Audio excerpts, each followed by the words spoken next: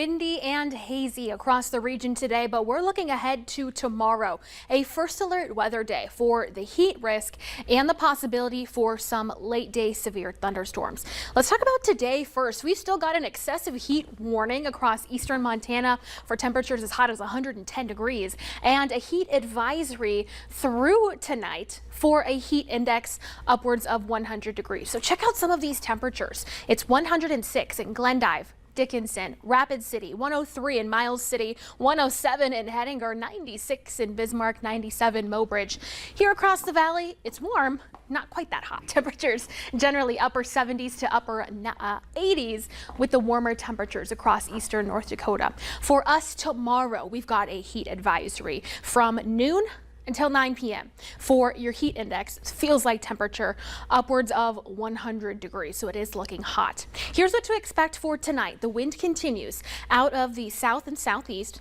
That's pushing some of the smoke back up to the north. However, tomorrow, a cold front arrives and we're going to see more of that smoke being pulled back in from Canada. But by tomorrow morning, so we're still looking at strong winds tomorrow, along with a mix of sunshine and clouds. Here comes the front by the afternoon. You can spot it by the change in wind direction. Winds from the south become more northwesterly. So there's the location of the front. Into the afternoon, as temperatures heat up, 80s and 90s, and that cold front cuts through our hot and humid air, there is potential for some isolated strong to severe storms late afternoon into tomorrow night, and some of which may persist overnight as well. We're looking at all severe weather types possible, but look at these temperatures tomorrow. This is 5 o'clock, getting off of work for the week, to temperatures in the upper 80s, low 90s, with the heat index into the triple digits in the Central Valley. And again, that's where we've got that heat advisory for tomorrow.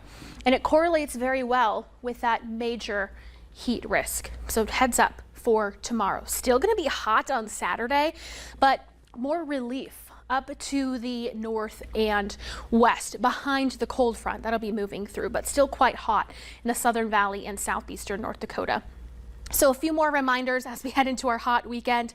Take some breaks in the shade, especially if you're working outside. Lots of water to stay hydrated. Never leave pets or people in the car. A cracked window is not enough for your pets. It's still dangerously hot in a car. Check on your friends and neighbors and refamiliarize yourself with the signs and symptoms of heat exhaustion, heat stroke. Okay, a little bit more about our storm chance for tomorrow, late afternoon through tomorrow night. With any severe storms that develop, we could see $half size hail, damaging gusts to 60 miles per hour, and there is an isolated tornado possibility.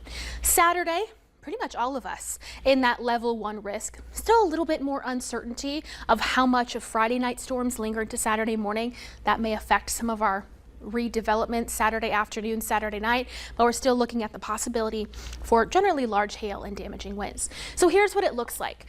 Isolated storms Friday night. We kind of already talked about that. A few storms Saturday morning into the early afternoon. Watching for that possible redevelopment Saturday night and into Sunday morning, and then more scattered showers and storms throughout Sunday as well. So hot and active through the rest of the week and into the weekend. A brief cool down Sunday and Monday, still above average, and then we're right back into the 90s for most of the first full week of August. Hard to believe. It's going to be hot. Yeah, it definitely is. But on the bright side, if we get tired of the heat, it's not as hot as it is back home for my folks in California, where they have to deal with the triple digits. Yeah, no thanks. Let's just be thankful that we don't have to deal with that. Very true. Summer.